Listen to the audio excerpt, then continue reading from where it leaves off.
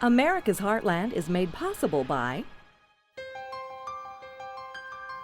They make up a small part of our population, but have a huge impact on our lives. They take business risks few others would tolerate, all on our behalf.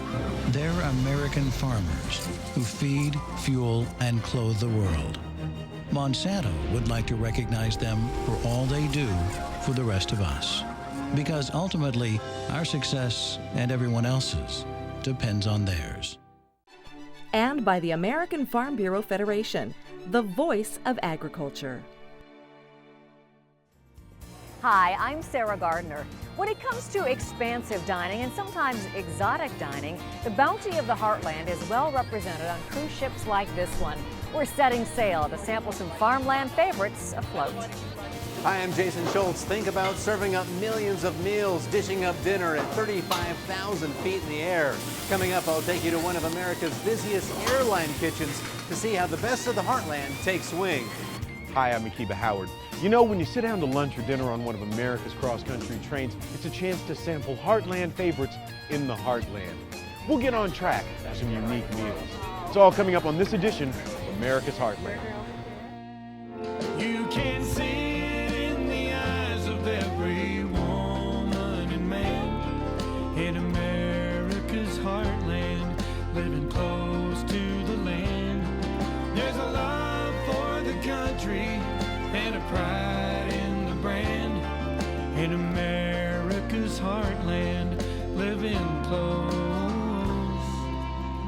close to the land.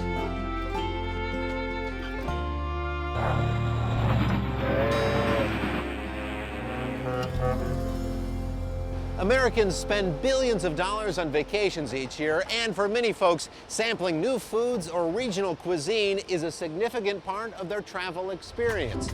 Travelers have a chance to sample seafood from Maine or the Pacific Northwest, bite into breads and pastries made from Heartland grains, raise a glass of wine, or just enjoy an ice cream cone in their favorite flavor. And what about how you travel? Well, in that case, your choice can give you some significant options.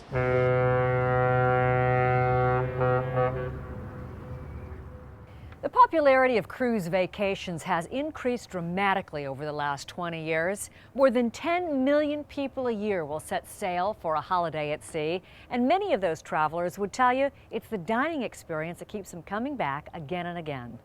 For many people, cruising is the ultimate vacation experience. Escaping your cubicle for adventure on the high seas serves up some options you won't find on dry land. You unpack once, go to several ports of call, and you have lots of entertainment options just a few steps from your stateroom. Cruise vacation, well, you've got everything included right here on the ship. Many dining options, all types of nightclubs. We've got shows for you, usually a couple shows each day. We've got a variety of activities and events to do, and it's kind of neat because everything's literally within 5 minutes walking distance. Since 1970, the number of vacationers taking cruise vacations has risen by close to 10% a year. A dramatic increase in the number of ships is one reason for the jump, but passengers on board the Carnival Paradise have their own ideas why cruising works for them. Being on the water, looking at the ocean, people watching, dancing, eating, drinking. Food is great, entertainment is great, and the lovely weather is marvelous. This is my fourth cruise. What keeps you coming back? The food. Sure, the scenery may be spectacular, but the cruise vacation destination for many folks hinges on the delightful delicacies of culinary mastery. Simply said, we like to dine. The food is fantastic. I'm obsessed with the all-you-can-eat frozen yogurt. I've visited about 10 times a day. But there's so many delicious things. I try to get a little bit of everything to taste it. Just too much food, basically. And you can have almost anything you want. Great meals have always been a draw for cruise vacationers, but these days, guests on board ships like the Carnival Paradise have a dizzying array of food choices from the Heartland. Well, many years ago, the Lido deck, which is our relaxed dining, would have been burgers, hot dogs, coleslaw, potato salad. If you go there today, You'll find a 24-hour pizzeria, a deli bar, a Mongolian station, we have a rotisserie. You know, there's the expectations of what we produce and what we offer our guests now are much higher than many, many years ago. Well, change because now we are more becoming like a floating resort and less like a ship. More than 500 crew members make up the ship's food and beverage department, the largest section on board. For the ship's passengers, that means something to sample all the time, anytime. If you go to see the room service is open all the time, around the clock, then we have the pizzeria, which is around the clock. We have different dining rooms. We have a formal dining room where you have a regular seatings and assigned seatings. And then we have, this is the casual dining room. The breakfast is going on until 12 for the late risers. And then bistro dinner is from 6 o'clock onwards until 9:30. And then after that, the midnight buffet comes around 11:30, 12 o'clock. Once a week, in home port, the Paradise replenishes provisions for the next sailing.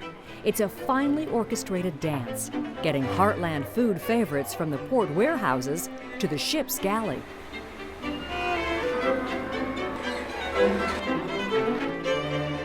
The suppliers come on to the pier. Our store manager and the sous chef or the chef will be out on the pier checking the quality, checking the amounts that we ordered to receive correctly. It'll be brought on board, go to the storeroom facilities where we have vast expanses of refrigeration and storage.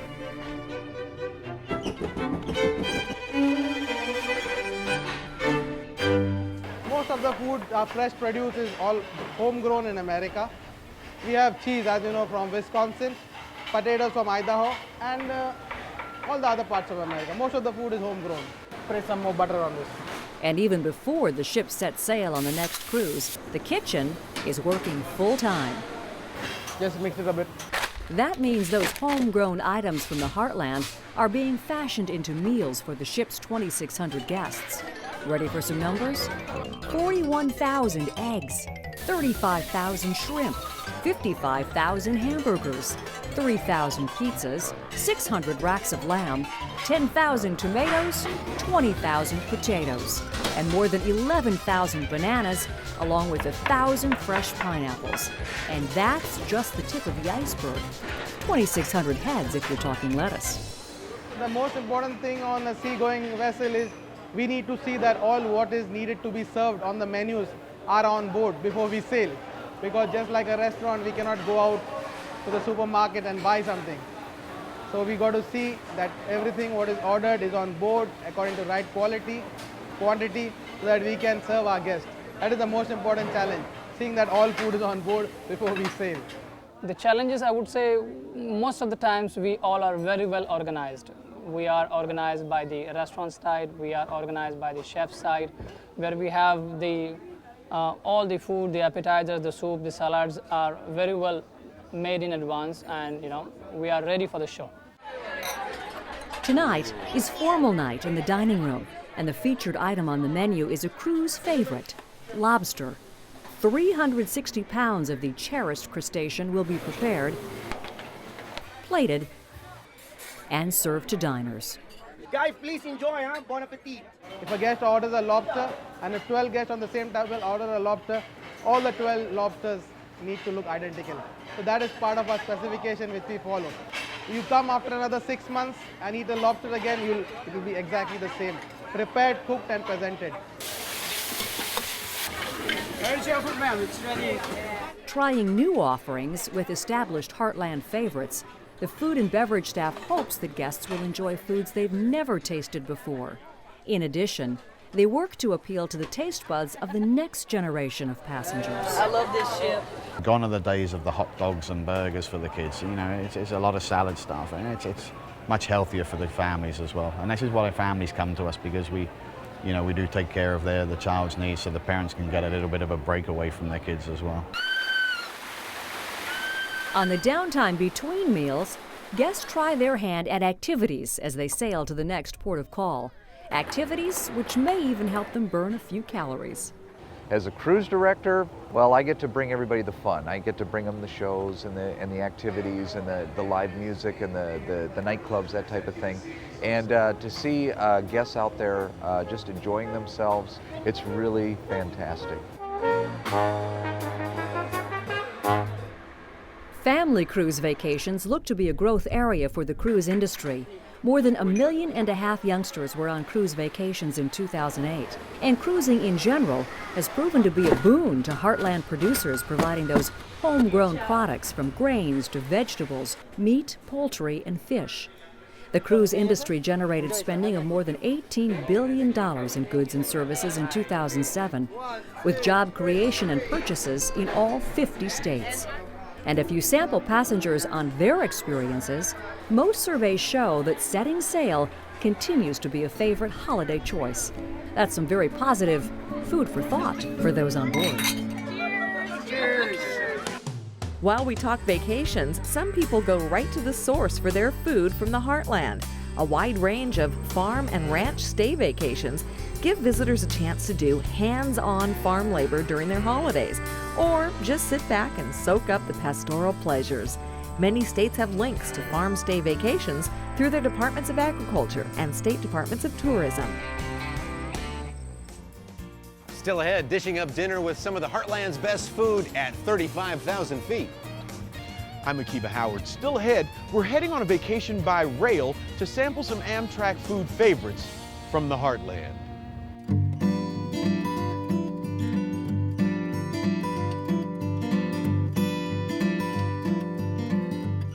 Hi, I'm Paul Robbins, and here's something you may not have known about agriculture. Since we're talking travel, we thought we'd talk a little bit about those settlers that were moving west to open new farmlands as the country expanded.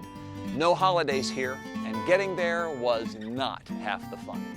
That's because crossing the country meant bringing everything with you. Farm equipment, farm animals, seeds for planting, and tools to cut into the soil. And since there were no fast food joints along the way, you were limited in what you could eat. The average covered wagon carried bacon for fats and meat, dried jerky, flour, of course, and dried beans for making main meals and soup, assuming you had enough water.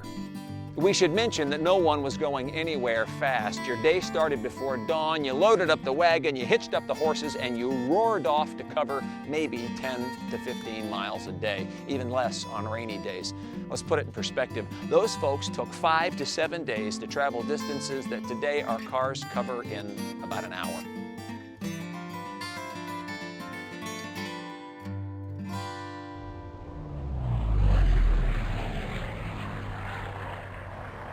When commercial airline service first took off in the 1930s, meal options were pretty bare bones. We're talking about a sandwich and maybe a cup of hot coffee.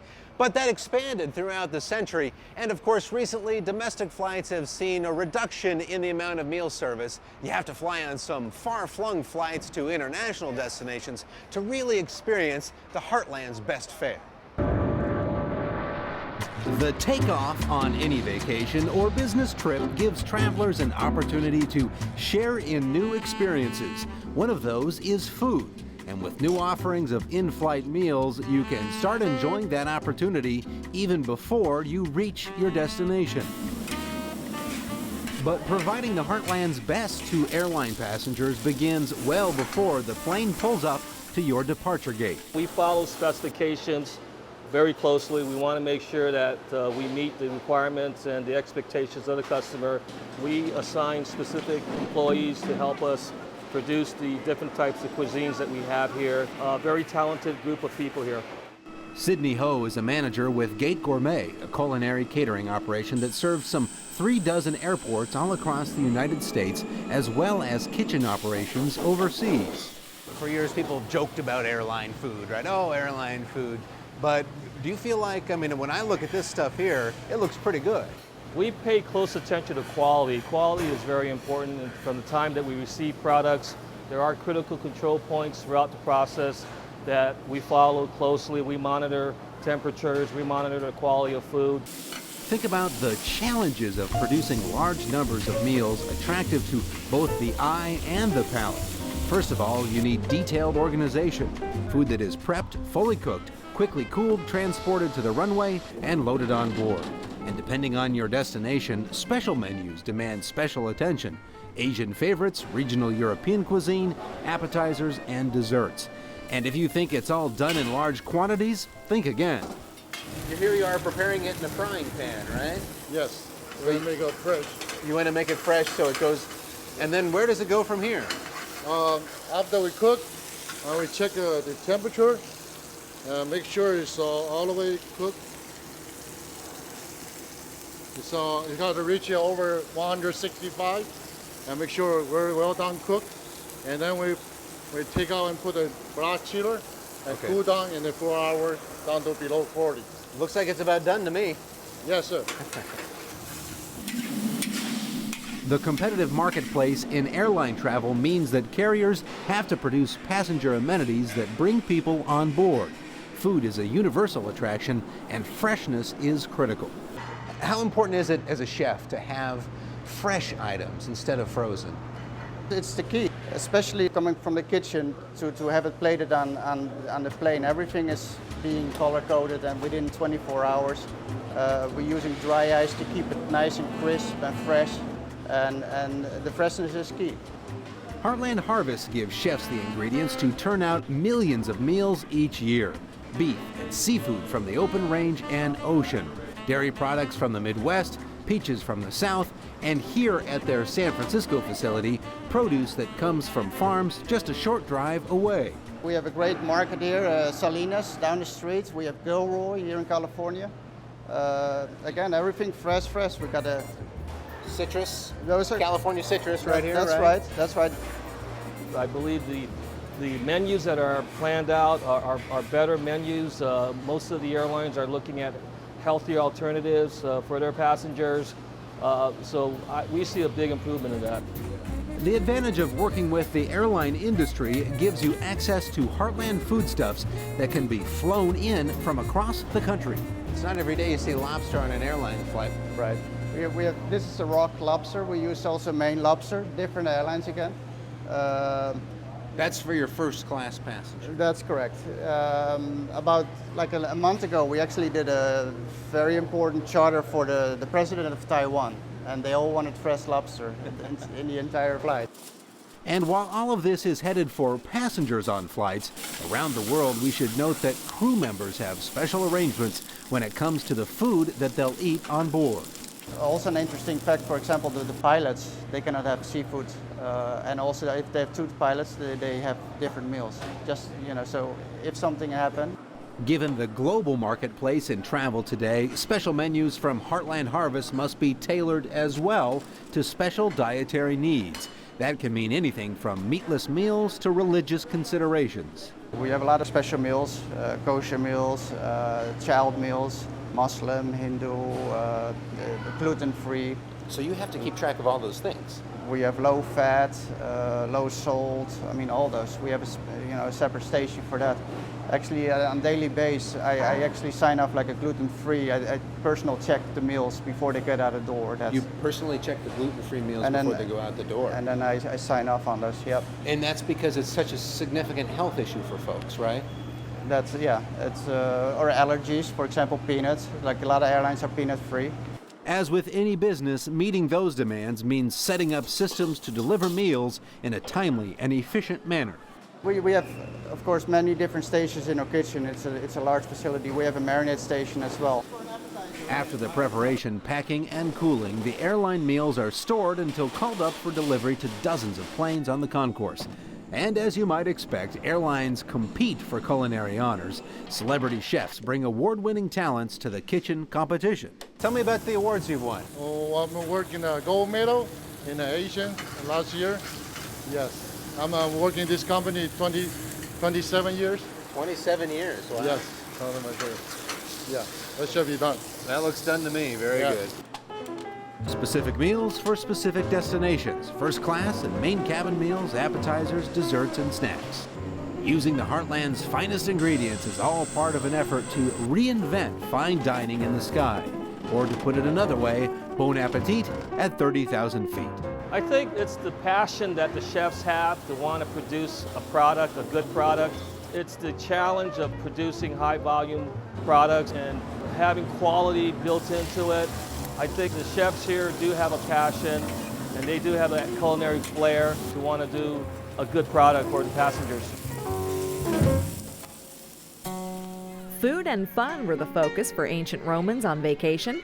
The power elite of the Roman Empire often took their holidays along the Bay of Naples. Fishermen served up delicacies from the ocean, and wine from the Roman vineyards completed their Heartland harvest menus. That is, until Mount Vesuvius erupted, covering the region with ash and lava in 79 AD. All aboard!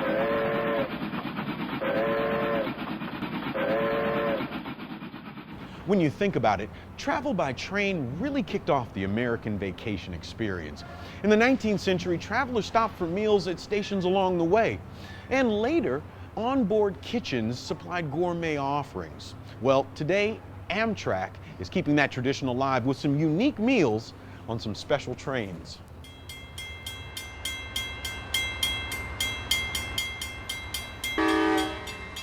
These are the familiar sights and sounds of train travel.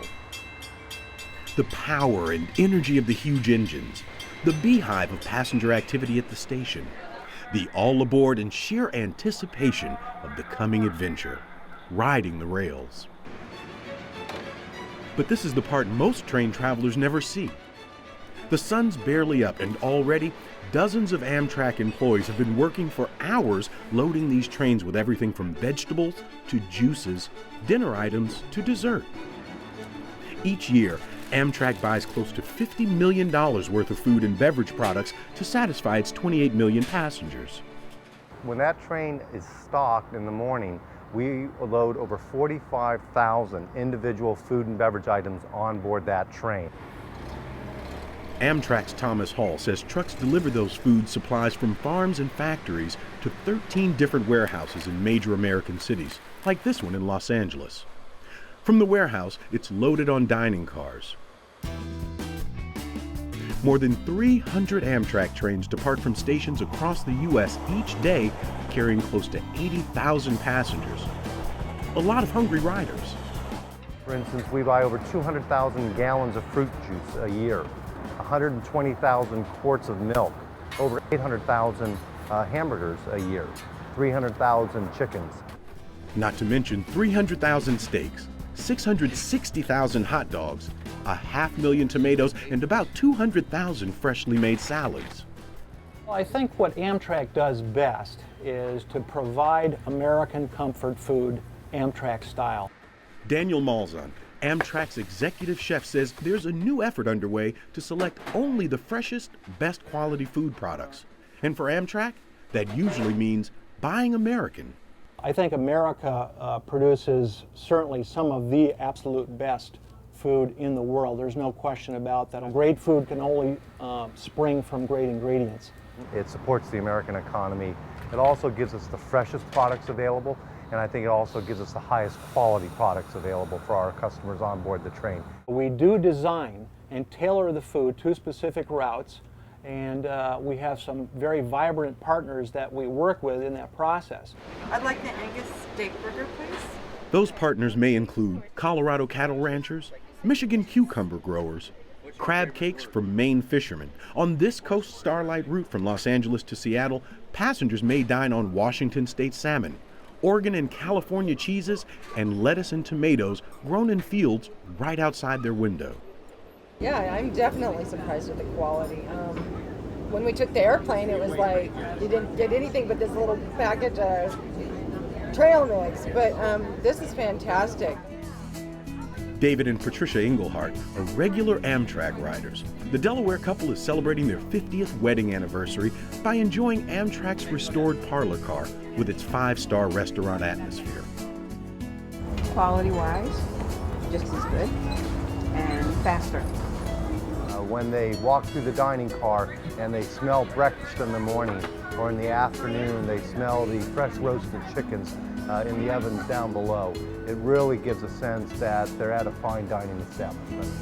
And the Chardonnay sounds good. That chicken special sounds really good. To please all these particular passengers, it's a balancing act, literally. Preparing gourmet meals in a tiny galley on a moving train.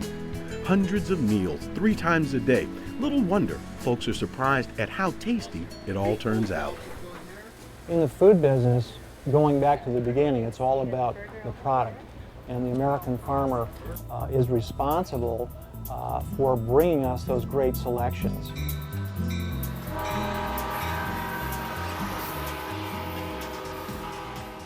That's going to do it for this time. Thanks for traveling with us on this special edition of America's Heartland.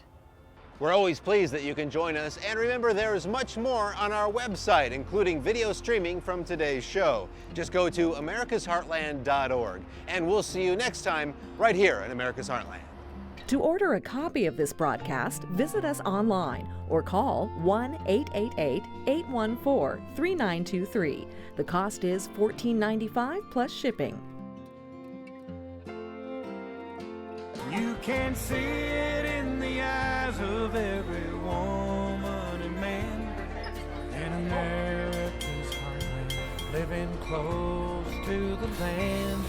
There's a love for the country and a pride in the brand in America's heartland, living close to the land. America's Heartland is made possible by They make up a small part of our population, but have a huge impact on our lives. They take business risks few others would tolerate, all on our behalf. They're American farmers who feed, fuel, and clothe the world. Monsanto would like to recognize them for all they do for the rest of us. Because ultimately, our success and everyone else's depends on theirs. And by the American Farm Bureau Federation, the voice of agriculture.